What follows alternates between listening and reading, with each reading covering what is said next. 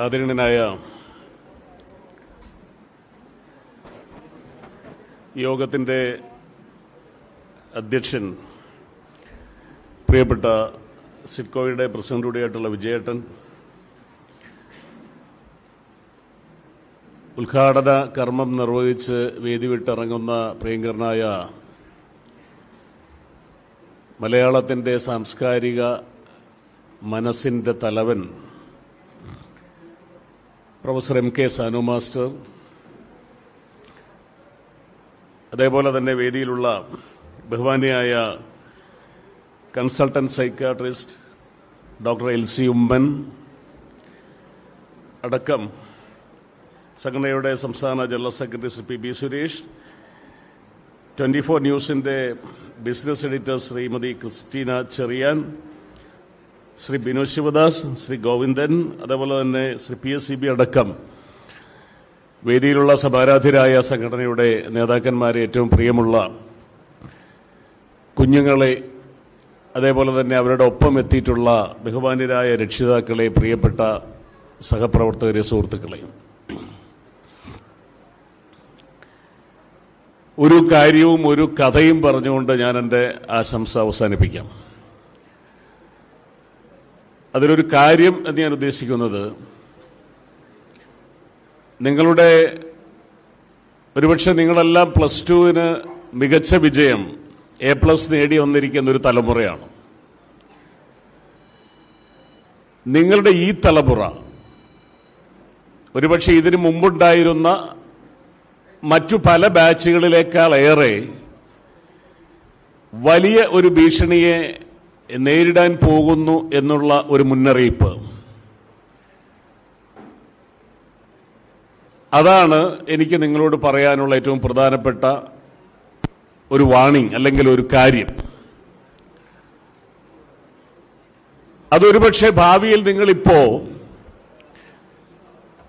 എതിരിടാൻ പോകുന്നത്, അല്ലെങ്കിൽ നേരിടാൻ പോകുന്നത്, ഒരുപക്ഷെ കഴിഞ്ഞ 17 വർഷക്കാലം നിങ്ങളുടെ സ്കൂളുകളിൽ ഓരോ ക്ലാസ്സുകളിലും ഒരുപക്ഷെ നിങ്ങൾ നേരിട്ടത് ഒരുപക്ഷെ നിങ്ങളുടെ മത്സര പരീക്ഷയിൽ നിങ്ങളുടെ സഹപാഠികളെ തന്നെയാവും, അല്ലെങ്കിൽ തൊട്ടടുത്ത ക്ലാസ്സിലെ കുട്ടികളെ ആവും.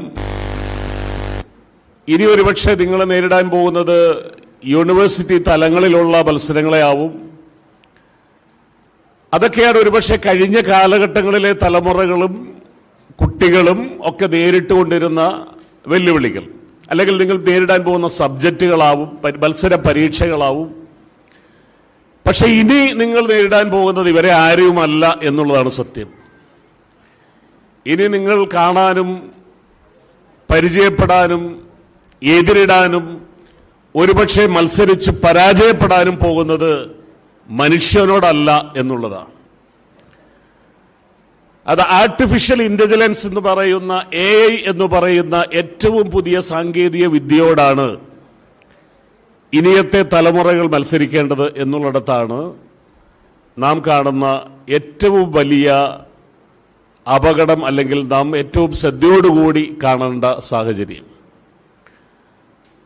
ആർട്ടിഫിഷ്യൽ ഇന്റലിജൻസിന്റെ വരവോടുകൂടി ലോകം എങ്ങോട്ട് പോകും എന്നുള്ളതിനെ സംബന്ധിച്ച് ആ സാങ്കേതിക വിദ്യയുടെ മേഖലകളിൽ പഠനം നടത്തുന്ന ആളുകൾക്ക് പോലും വ്യക്തമായി പറയാൻ കഴിയാത്ത സാഹചര്യമാണ് ഇപ്പോൾ മുമ്പിലുള്ളത്. ഏതൊക്കെ മേഖലകളിലാണ് തൊഴിൽ നഷ്ടമുണ്ടാകാൻ പോകുന്നത്, ഏതൊക്കെ മേഖലകളിലെ പ്രൊഫഷണലിസങ്ങൾക്കാണ് വെല്ലുവിളികൾ നേരിടാൻ പോകുന്നത്. ഒരുപക്ഷെ +2 കഴിഞ്ഞിട്ടുള്ള ബഹുഭൂരിപക്ഷം കുട്ടികളുടെയും ആഗ്രഹം അവർക്ക് മെഡിസിന് പോകണം എന്നുള്ളതായിരിക്കാം. പൊതുവെ എഞ്ചിനീയറിംഗ് മേഖലകളോട് താല്പര്യം കുറവാണ്. ഡോക്ടറാവുക എന്നുള്ളതാണ് ഭൂരിപക്ഷം ആളുകളുടെയും സ്വപ്നം. പക്ഷേ AI-യുടെ കടന്നുവരവ് ഏറ്റവും കൂടുതൽ ബാധിക്കാൻ പോകുന്നത് മെഡിക്കൽ ഫീൽഡിനെയാണ് എന്നുള്ളതാണ് ഏറ്റവും പുതിയ അനുഭവം. ഒരു പ്രൊഫഷണൽ ഡോക്ടർ ചെയ്യുന്നതിലും കൂടുതൽ സർജറികൾ തെറ്റില്ലാതെ, കുറ്റമില്ലാതെ ചെയ്യുന്നത് ഇപ്പോൾ AI-യിൽ അധിഷ്ഠിതമായ റോബോട്ടിക് ഡോക്ടേഴ്സാണ്. മെഡിസിൻ പ്രിഫറൻസിനെ സംബന്ധിച്ച് നമ്മളിപ്പോ ഒരു വലിയ ഡോക്ടറിനെയും കാണാൻ പോകേണ്ട കാര്യമില്ല, AI മാത്രം ബന്ധപ്പെട്ടാൽ മതി. ഏത് അസുഖത്തിന്റെയും മരുന്ന് AI പറഞ്ഞു തരും. മറ്റൊരു മേഖല വക്കീലന്മാരുടെ മേഖലയാണെന്നാണ് പറയുന്നത്. എന്ന് പറഞ്ഞാൽ ഏതൊരു കേസുമായും ബന്ധപ്പെട്ട എന്തൊരു എക്സ്പീരിയൻസിനെ സംബന്ധിച്ചും എത്ര വർഷങ്ങൾ പഴക്കമുള്ള കേസ് സ്റ്റഡിയെ സംബന്ധിച്ചുമൊക്കെ നിമിഷങ്ങൾ കൊണ്ട് നമ്മുടെ മുമ്പിലേക്ക് എത്തിക്കാൻ AIക്ക് കഴിയും. അപ്പോ ഇനിയത്തെ ഒരു തലമുറ മത്സരിക്കാൻ പോകുന്നത് ഞാൻ ഈ പറഞ്ഞ രംഗത്തേക്കായതുകൊണ്ട് തന്നെ നിങ്ങൾ ഇനി തിരഞ്ഞെടുക്കുന്ന കോഴ്സുകളെ സംബന്ധിച്ച് +2 ശേഷം പരമ്പരാഗതമായി നമ്മളൊക്കെ പൊക്കോണ്ടിരുന്ന കോഴ്സുകൾക്കപ്പുറത്തേക്ക് നിങ്ങളുടെ ജോലി സാധ്യത, നിങ്ങളുടെ ഭാവി സുരക്ഷിതത്വം ഉറപ്പുവരുത്തുന്ന മേഖലകളെ തിരഞ്ഞെടുക്കാൻ പ്രത്യേകിച്ചും കുട്ടികളും രക്ഷിതാക്കളും ശ്രദ്ധിക്കണം എന്നുള്ളതാണ് എനിക്ക് സൂചിപ്പിക്കാനുള്ളത്. കേരളത്തിലെ ഏതാണ്ട് 40% എഞ്ചിനീയറിംഗ് കോളേജുകൾ അടച്ചുപൂട്ടിക്കഴിഞ്ഞു. 18% കോളേജുകൾ ജപ്തി ഭീഷണി നേരിടുകയാണ്. ബാക്കി കോളേജുകളൊക്കെ ഹോസ്പിറ്റലുകളായോ മറ്റ് സംവിധാനങ്ങളോ ആയി മാറിക്കഴിഞ്ഞു. ഒരു തലമുറ മുഴുവൻ ഈ രാജ്യം വിട്ട് പുറത്തു പോകുന്നു. അപ്പൊ ഇങ്ങനെ കഴിഞ്ഞ കാലഘട്ടങ്ങളിൽ നിന്നും വ്യത്യസ്തമായ ജീവിതാനുഭവങ്ങളെ നേരിടാൻ പ്രാപ്തമാവുന്ന രീതിയിൽ മനസ്സിനെ പാകപ്പെടുത്തിക്കൊണ്ട് മുമ്പോട്ട് പോകേണ്ട വർത്തമാനകാല സാഹചര്യത്തിലാണ് പുതിയ തലമുറ ഈ +2 കഴിഞ്ഞ് അവരുടെ ഭാവി ജീവിതത്തിന്റെ വഴിത്തിരവിൽ എത്തി നിൽക്കുന്നത് എന്നുള്ളതാണ് ഏറ്റവും ശ്രദ്ധേയമായ കാര്യം. അവിടെ നിങ്ങൾ ഒരുപക്ഷെ നിങ്ങളുടെ മാതാപിതാക്കൾ ഏറ്റവും നല്ല ഗൈഡൻസ് എടുക്കേണ്ട ഒരു സമയമാണ്. ആ നിലയ്ക്ക് നിങ്ങൾക്കതിനെ കാണുവാൻ കഴിയണം എന്നുള്ളതാണ് എനിക്ക് സൂചിപ്പിക്കാനുള്ളത്. രണ്ടാമത്, നിങ്ങളെ സംബന്ധിച്ച് ഇത് ഫുൾ A+ കിട്ടിയ ആളുകളുടെ മാത്രം ഒരു അനുമോദന യോഗമാണ്. ജീവിതത്തിൽ എപ്പോഴും എല്ലാ കാലവും ഫുൾ A+കൾ മാത്രം ഇനി വരുന്ന കാലഘട്ടങ്ങളിലും നമുക്ക് കിട്ടണം എന്ന് നിർബന്ധമൊന്നുമില്ല. ഫുൾ A+ മാത്രം കിട്ടിയേ പറ്റൂ എന്നുള്ള വാശിയും നല്ലതല്ല എന്നാണ് എന്റെ അഭിപ്രായം. തോറ്റും ജയിച്ചും വീണും എണീറ്റുമൊക്കെയാണ് ജീവിതത്തെ നാം പഠിച്ചെടുക്കേണ്ടത്. അതുകൊണ്ട് നാളെ ഏതെങ്കിലും മത്സര പരീക്ഷയിൽ തോറ്റാൽ, എവിടെയെങ്കിലും ഒരു മാർക്ക് കുറഞ്ഞു പോയാൽ, ഒരു ക്ലാസ്സിൽ പോകാൻ കഴിഞ്ഞില്ലെങ്കിൽ മനസ്സുമെടുത്ത് ആത്മഹത്യ ചെയ്യുന്ന ഗണത്തിലേക്ക് നിങ്ങൾ പോകാൻ പാടില്ല. ഇപ്പൊ ഇവിടെ നമ്മുടെ സൈക്യാട്രിസ്റ്റ് സൂചിപ്പിച്ചു ആത്മഹത്യ ചെയ്യുന്ന കുട്ടികളുടെ എണ്ണത്തെ സംബന്ധിച്ച്. പ്രൊഫഷണൽ കോഴ്സുകൾക്ക് പോകുന്ന കുട്ടികൾ വരെ നിസ്സാര കാര്യത്തിന് അവരുടെ ജീവിതം അവസാനിപ്പിക്കുകയാണ്. ഒരു എൻട്രൻസ് എക്സാമിനേഷന് പാസ്സായില്ലെങ്കിൽ I am sorry papa, I am sorry mummy എന്ന് പറഞ്ഞുകൊണ്ട് 3-ാം നിലയിൽ നിന്നും 4-ാം നിലയിൽ നിന്നുമൊക്കെ ചാടി വരിക്കുന്ന കുഞ്ഞുങ്ങൾ. ഒരു പരീക്ഷയിൽ തോറ്റുപോയി എന്ന് വിചാരിച്ച് വീട്ടിൽ നിന്ന് ഇറങ്ങിപ്പോകുന്ന കുട്ടികൾ. അങ്ങനെ ഒരു പരീക്ഷയിൽ തോറ്റുപോയത് കൊണ്ടോ ഒരു എൻട്രൻസ് പരീക്ഷയിൽ ജയിക്കാത്ത കൊണ്ടോ ഒക്കെ ജീവിതം അവസാനിപ്പിച്ചിരുന്നുവെങ്കിൽ ഇന്ന് ലോകത്തെ ഏറ്റവും സമൂലമായ മാറ്റങ്ങൾക്ക് വേദിയൊരുക്കിയിട്ടുള്ള വിപ്ലവകരമായ മാറ്റങ്ങൾ കൊണ്ടുവന്നിട്ടുള്ളതൊന്നും നമുക്ക് അനുഭവിക്കാനോ മനസ്സിലാക്കാനോ കഴിയില്ലായിരുന്നു. ഞാൻ സൂചിപ്പിച്ചത് നമ്മുടെയൊക്കെ ജീവിതത്തിൽ ഒരിക്കലും ഒഴിവാക്കാൻ കഴിയാത്ത ഏറ്റവും പ്രധാനപ്പെട്ട ഒന്നാണ് മൊബൈൽ ഫോൺ. ആ മൊബൈൽ ഫോണിൽ തന്നെ ഇന്നതിന്റെ ഏറ്റവും അവസാന വാക്ക് എന്ന് പറയുന്നത് ആപ്പിളാണ്. ഐഫോണിന്റെ അത് ആപ്പിൾ. ആപ്പിളിന്റെ നിർമ്മാതാവിന്റെ അതിന്റെ ഉടമസ്ഥന്റെ പേര് നിങ്ങൾക്ക് അറിയാമല്ലേ? ആരാണ്? ആപ്പിൾ അറിയില്ല? Steve Jobs. കേട്ടിട്ടില്ലല്ലേ? സ്റ്റീവ് ജോബ്സിനെ കുറിച്ച് കേട്ടിട്ടില്ല ഇവിടെ ഇരിക്കുന്ന കുട്ടികളാരും? എങ്കിലും ഞാൻ വേറെ ആളെ കുറിച്ച് ചോദിക്കാം.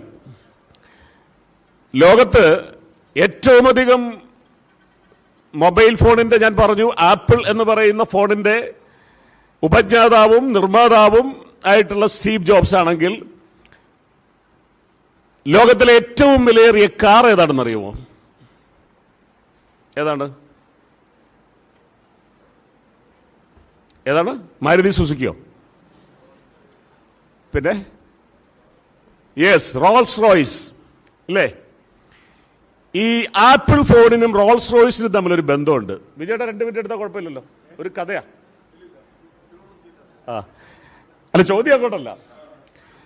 ആപ്പിളിനും റോൾസ് റോയ്സിനും തമ്മിൽ സമാനമായൊരു കഥയുണ്ട്.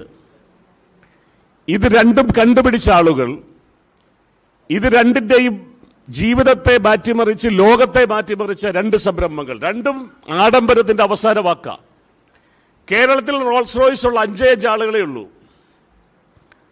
1 യൂസഫ് അലി, 2 രവി പിള്ള, 3 ബോബി ചെമ്മണ്ണൂർ, 4 കല്യാൺ സ്വാമി, 5 മോഹൻലാൽ. കേരളത്തിൽ 5 പേർക്കേ റോൾസ് റോയ്സ് ഉള്ളൂ. അപ്പൊ ലോകത്തിലെ ഏറ്റവും ആഡംബരമേറിയ കാറ് കണ്ടുപിടിച്ച വ്യക്തി എന്ന് പറയുന്നത് ഫ്രെഡറിക് ഹെൻറി റോയ്സ് എന്ന് പറയുന്ന ആളാണ്. Frederick Henry Royce. ആ ഫ്രെഡറിക് ഹെൻറി റോയ്സിന്റെ റോയ്സ് ആണ് റോൾസ് റോയ്സിലെ റോയ്സ് എന്ന് പറയുന്നത്. ആ റോയ്സ് 15 വയസ്സ് വരെ സ്കൂളിൽ പോയിട്ടില്ല. ഒരേ ഒരു വർഷമാണ് റോയ്സിന് പഠിക്കാൻ പറ്റിയത്. 4ാമത്തെ വയസ്സിൽ പാടത്ത് കിളികളെ ഓടിക്കുന്നതിന് കൂലിക്ക് പൊക്കൊണ്ടിരുന്ന റോയ്സാണ്, ദാരിദ്ര്യം കാരണം. 9ാമത്തെ വയസ്സിൽ അച്ഛൻ മരിക്കുമ്പോ റോയ്സിന് മുന്നേ സ്കൂളിൽ പോകാൻ കഴിഞ്ഞിട്ടില്ല. 15 വയസ്സുവരെ പത്രമിടുകയും ടെലിഗ്രാം ഓഫീസുകളിൽ കൊണ്ടുപോയി കത്ത് കൊടുക്കുകയും ചെയ്യുന്ന ജോലിയായിരുന്നു റോയ്സിൻ്റെത്. ആ റോയ്സാണ് ലോകത്തിലെ ആഡംബരത്തിന്റെ അവസാന വാക്കായ റോൾസ് റോയ്സ് കാറിന്റെ നിർമ്മാതാവ് എന്ന് പറയുമ്പോൾ വിദ്യാഭ്യാസം ജീവിത വിജയത്തിന് എത്രത്തോളം അനിവാര്യതയൊന്നുമല്ല എന്നുള്ളതും കൂടി നമ്മളെ പഠിപ്പിക്കുന്നുണ്ട്. ഇതേ കഥ തന്നെയാണ് സ്റ്റീവ് ജോബ്സിന്റേതും. ഇവർ രണ്ടിലുള്ള സമാനതകൾ, 2 പേരും സരാധരായിട്ടും അനാഥരായി ജീവിച്ച ആളുകളാണ്. 4ാമത്തെ വയസ്സിൽ സ്റ്റീവ് ജോബ്സിന്റെ അമ്മ 2 പേർക്ക് വളർത്താൻ കൊടുക്കുകയാണ്. വളർത്താൻ മാർഗമില്ലായതുകൊണ്ട്, അച്ഛൻ ഉപേക്ഷിച്ചു പോയതുകൊണ്ട്. അതേപോലെ 9ാമത്തെ വയസ്സിൽ റോയ്സിന്റെ അമ്മ റോയ്സിനെ മറ്റൊരു വീട്ടിൽ ദത്തു കൊടുക്കുകയാണ്, വളർത്താൻ മാർഗമില്ലാത്തതുകൊണ്ട്. പഠിക്കാൻ സ്റ്റീവ് ജോബ്സ് ഇന്ന് വരെ ഒരു ക്യാമ്പസിൽ പോയിട്ടില്ല. സ്കൂൾ വിദ്യാഭ്യാസമുണ്ട്, പക്ഷെ ക്യാമ്പസിൽ പോയിട്ടില്ല. റോയ്സ് സ്കൂളിലേ പോയിട്ടില്ല. ഈ 2 വ്യക്തികളാണ് ലോകത്തെ മാറ്റിമറിച്ച 2 സംവിധാനങ്ങളുടെ ഉപജ്ഞാതാക്കളും നിർമ്മാതാക്കളുമായി മാറുന്നത് എന്നിടത്താണ് ഞാൻ നേരത്തെ സൂചിപ്പിച്ചത്, ഒരു വിഷയത്തിന് മാർക്ക് കുറഞ്ഞതുകൊണ്ടോ ഒരു വിഷയത്തിന് തോറ്റുപോയതുകൊണ്ടോ എൻട്രൻസിന് പ്രവേശനം കിട്ടിയില്ല എന്ന് പറഞ്ഞ് ആത്മഹത്യ ചെയ്യുന്ന ഗണത്തിലേക്ക് പോകേണ്ടവരല്ല നിങ്ങളെന്ന് ഓർമ്മപ്പെടുത്തുന്നതിന് വേണ്ടിയിട്ടാണ് ഈ 2 കഥകൾ ഞാൻ സൂചിപ്പിച്ചത്. തീർച്ചയായും കരുത്തോടുകൂടി ജീവിതത്തിന്റെ മുമ്പിലേക്ക് വരുന്ന ഏത് പ്രതിസന്ധിയെയും തന്റെ അടുത്തോടുകൂടി നേരിടുന്നവരാകണം നിങ്ങൾ എന്ന് സൂചിപ്പിച്ചുകൊണ്ട് ഈ വിദ്യാഭ്യാസ അവാർഡിന് അർഹരായ മിടുക്കന്മാരായ എല്ലാവരെയും കേബിൾ ടി വി ഓപ്പറേറ്റേഴ്സ് അസോസിയേഷന് വേണ്ടി ഹൃദയം നിറഞ്ഞ ആശംസകൾ അറിയിച്ചുകൊണ്ട്, അനുമോദനങ്ങൾ അറിയിച്ചുകൊണ്ട് ഞാൻ അവസാനിപ്പിക്കുന്നു. നന്ദി, നമസ്കാരം. വിദ്യാഭ്യാസ പുരസ്കാരങ്ങൾ ഏറ്റുവാങ്ങുന്നതിലേക്ക് വേണ്ടി ബഹുമാനപ്പെട്ട പ്രസിഡന്റിനെ, നമ്മുടെ സംസ്ഥാന പ്രസിഡന്റ് കയ്യിൽ നിന്ന് ഏറ്റുവാങ്ങുന്നതിലേക്ക് വേണ്ടിയിട്ടുള്ള കുട്ടികളുടെ പേരാണ് വിളിക്കുന്നത്. അമൻ പി, +2 ആണ്. അമൻ പി.